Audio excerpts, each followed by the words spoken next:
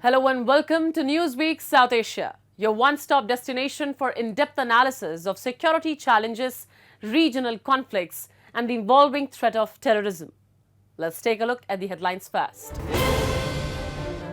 From breeding terror to playing the victim, India exposes Pakistan's dangerous duplicity in Washington face-off. Pakistan's Bilawal Bhutto fact-checked at UN as Islamabad propaganda unravels.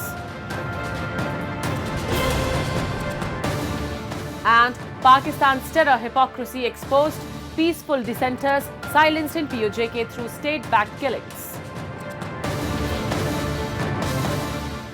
A diplomatic showdown played out in Washington this week, where delegations from India and Pakistan arrived to push their competing narratives on the global stage. While New Delhi laid bare Pakistan's long-standing support for cross-border terrorism, Islamabad attempted to play the victim card yet again. But Indian lawmaker Shashi Tharoor dismantled Pakistan's facade, reminding the world of the dangerous consequences of nurturing terror. Our report reveals how India is turning the tide on international platforms. A high-stakes diplomatic face-off unfolded in Washington as Indian and Pakistani delegations landed in the United States to garner international support amid escalating tensions. Led by Indian lawmaker Shashi Tharoor, India's all-party delegation exposed Pakistan's duplicity, calling out Islamabad's history of breeding terror, even as it now cries foul. Well, you can't breed vipers in your backyard and expect it to bite only your neighbors. That's what the Pakistanis did, said. In contrast, Pakistan's former foreign minister Bilawal Bhutto Zardari arrived in the US with a tired script, painting his country as a victim of terrorism and pleading for peace. But Tharoor's sharp remarks at the National Press Club cut to the theatrics.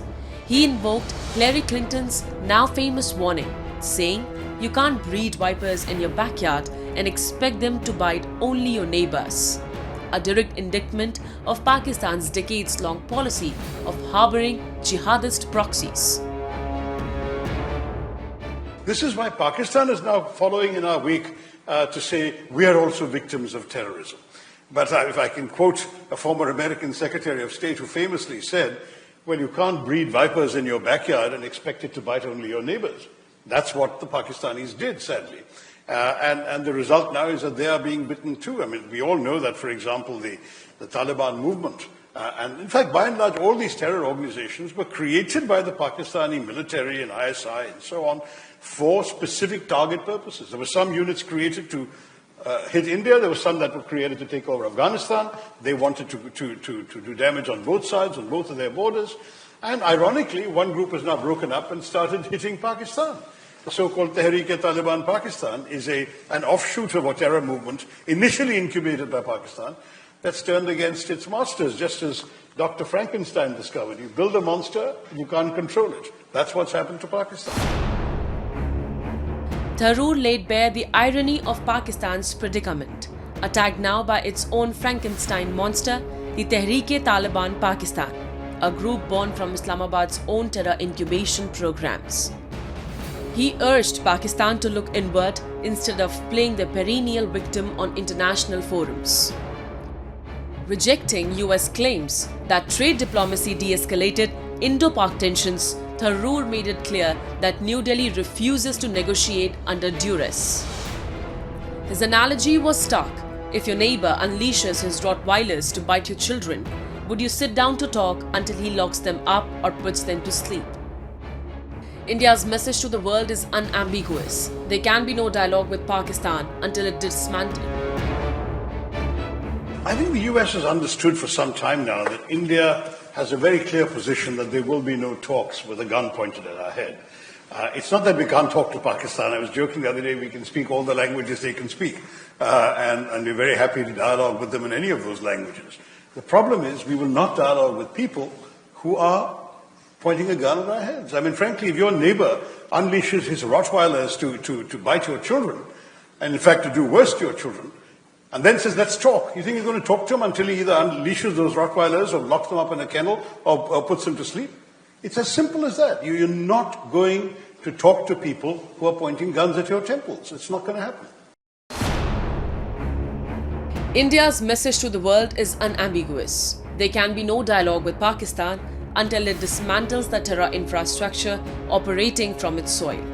No trade talks, no cooperation on water sharing, and certainly no normalization, unless the gunfire at the border ends. Meanwhile, New Delhi has taken its opposition to the next level, objecting to international financial aid being funneled into Pakistan. India flagged its concerns to the Asian Development Bank, warning that the development funds might be diverted to military expenditure or used to drop Islamabad's crumbling economic system. Citing Pakistan's abysmal fiscal record, poor tax revenues, and repeated misuse of aid, India highlighted how Islamabad, despite receiving global financial assistance, has already returned to the IMF for a 24th bailout. A clear signal that past programs have failed and future support risks enabling military priorities over public welfare. As Islamabad's duplicity is increasingly exposed at global forums, India's assertive diplomacy is shifting the narrative.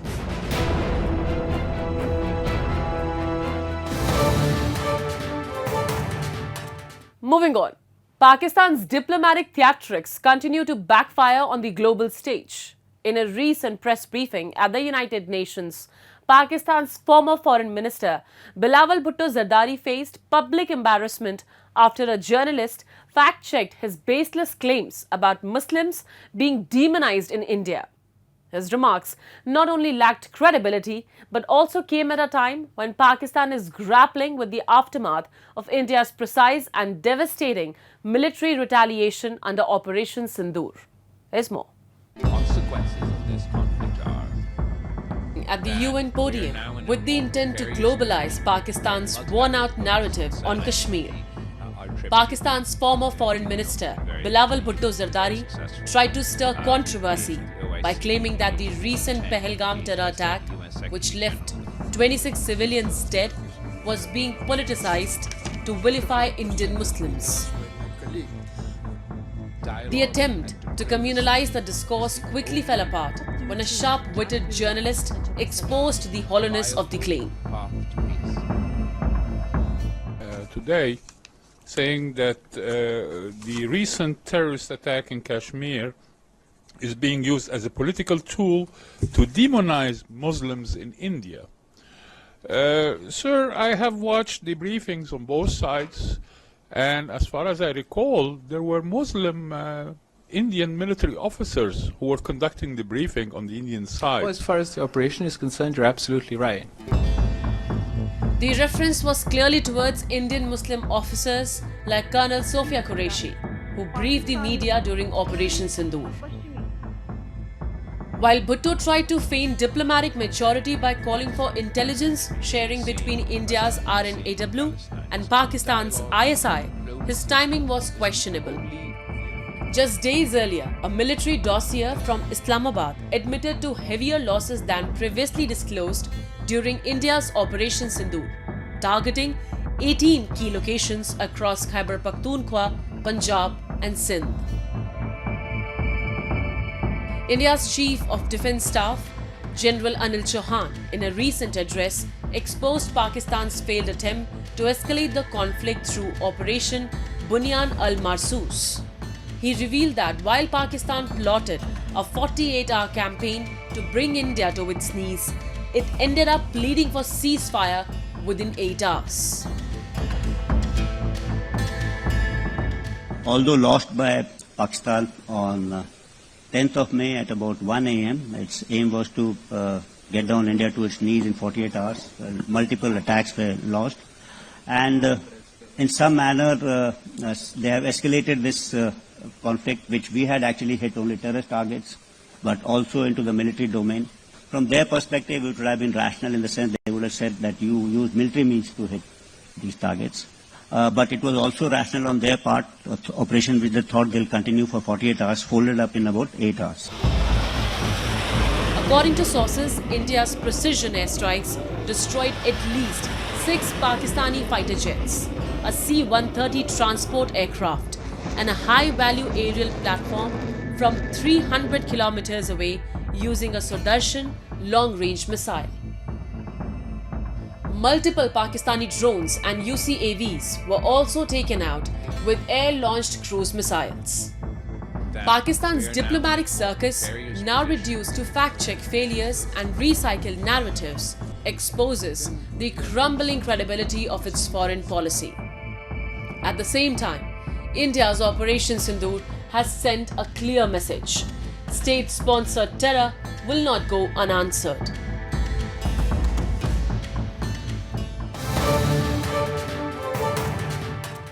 Pakistan has long portrayed itself as a victim of terrorism on the global stage. But beneath this crafted image lies a brutal reality, one in which the state actively sponsors terrorism, crushes dissent in occupied regions, and resorts to extrajudicial killings to silence pro-democracy voices. In Pakistan-occupied Jammu and Kashmir and Gilgit-Baltistan, the grip of the Pakistani military intelligence complex is absolute and deadly. Is a special report. In late May, tragedy struck the town of Dadial in Pakistan-occupied Jammu and Kashmir.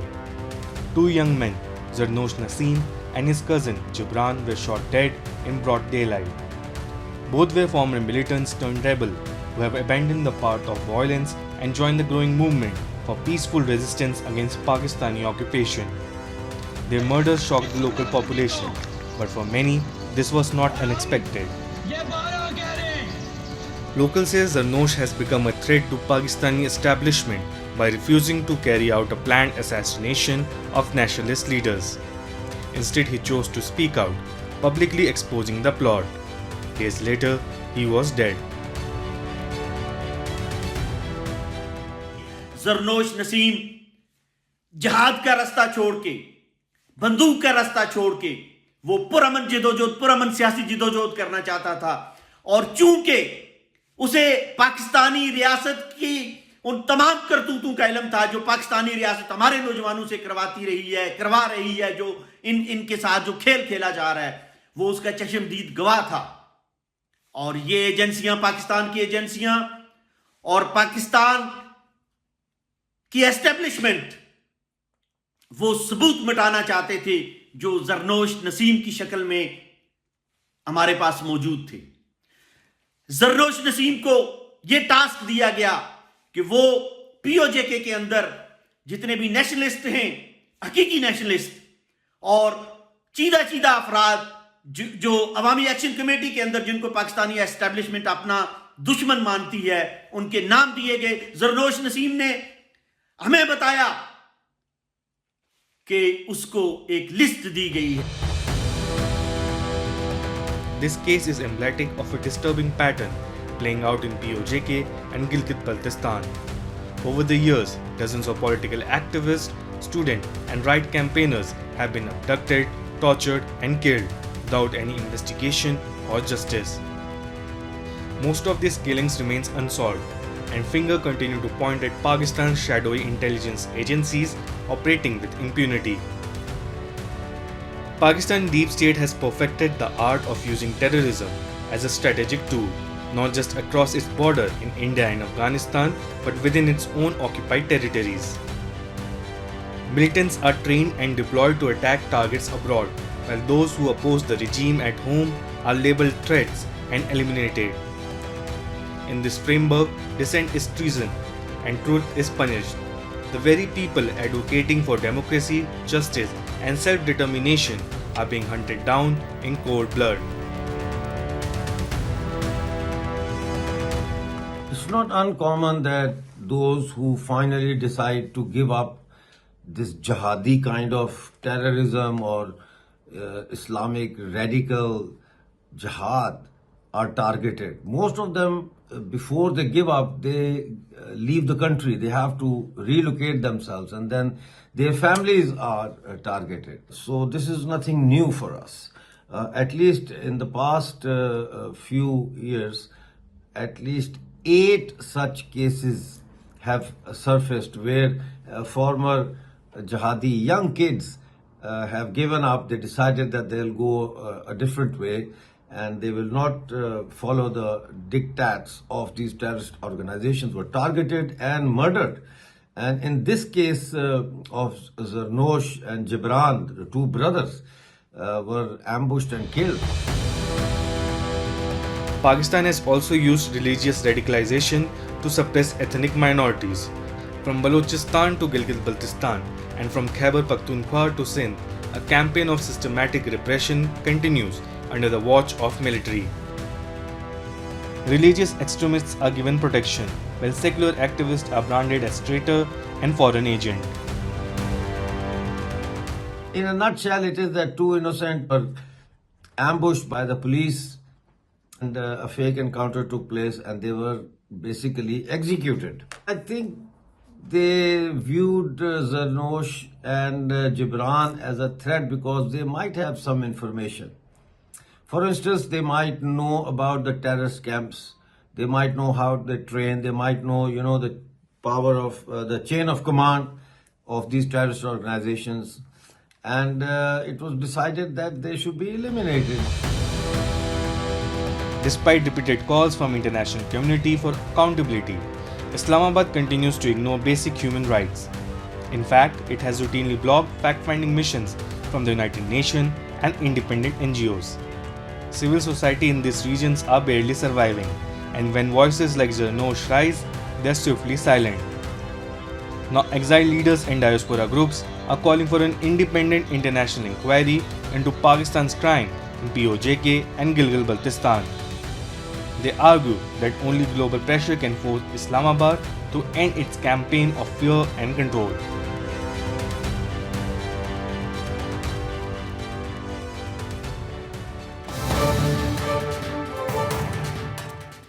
Moving on, the humanitarian crisis in Afghanistan continues to worsen under Taliban rule, with Afghan women and children bearing the brunt of regressive policies and systematic neglect.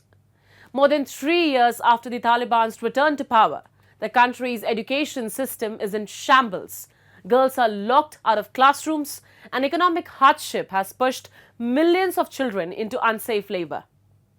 Newsweek South Asia brings you this report on the rising humanitarian catastrophe in Taliban-ruled Afghanistan, a crisis born out of oppression, ignorance, and international inaction. Afghanistan's once fragile education system has now all but collapsed, becoming one of the most glaring symbols of Taliban repression and international neglect.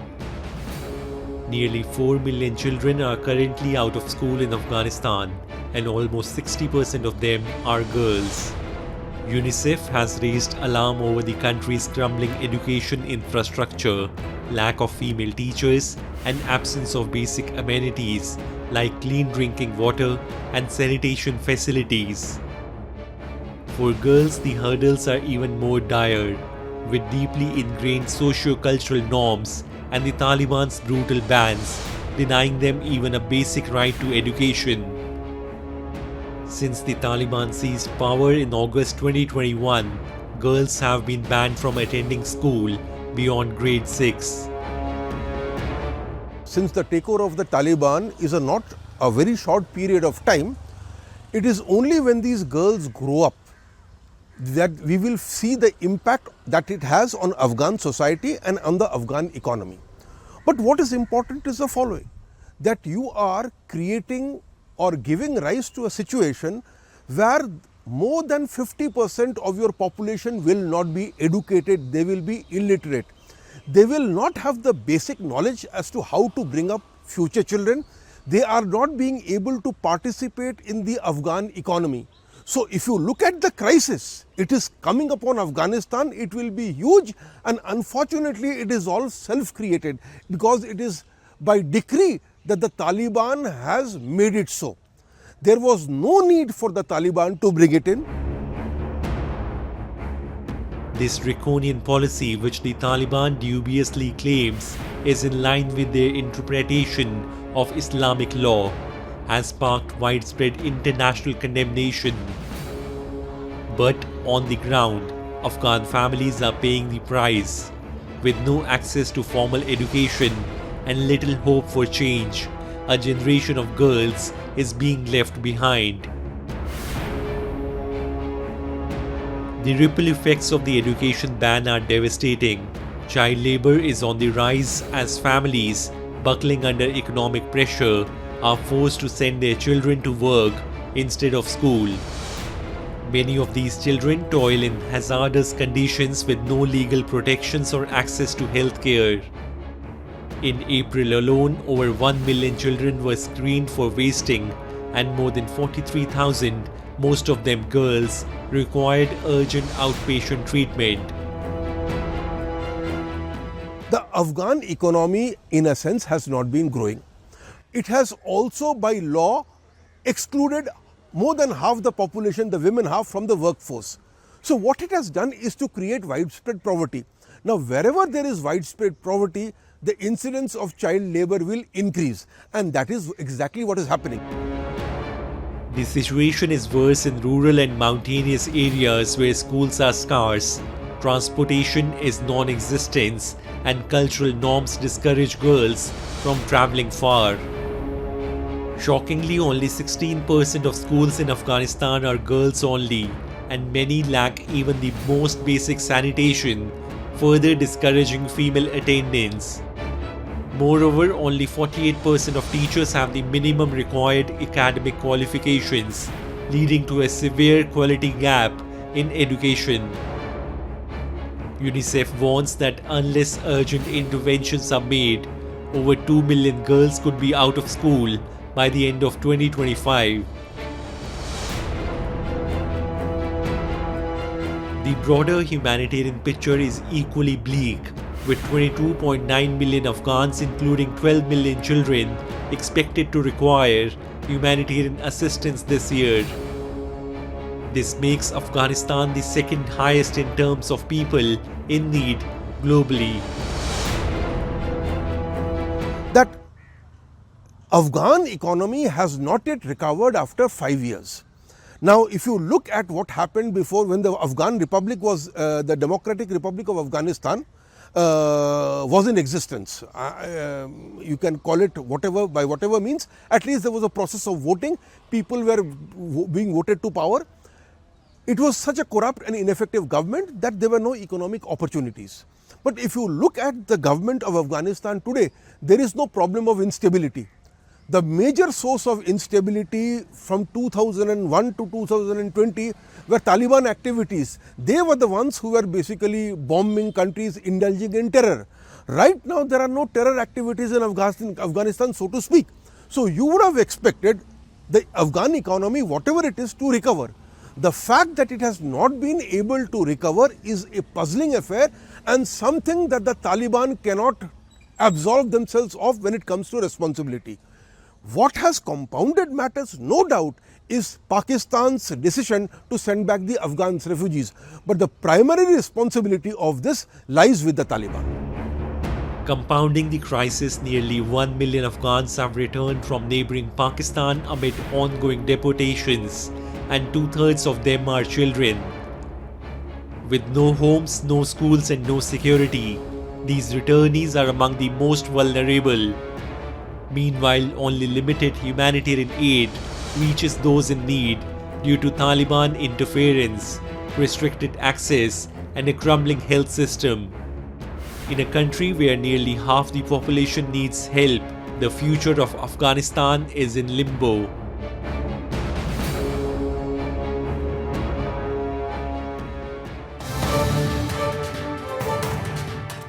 And with that, we come to the end of this edition of Newsweek South Asia. We'll be back next week with more news, views, and analysis from the subcontinent.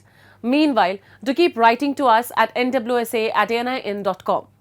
This is Shivangi Mishra signing off on behalf of the entire team of Newsweek South Asia.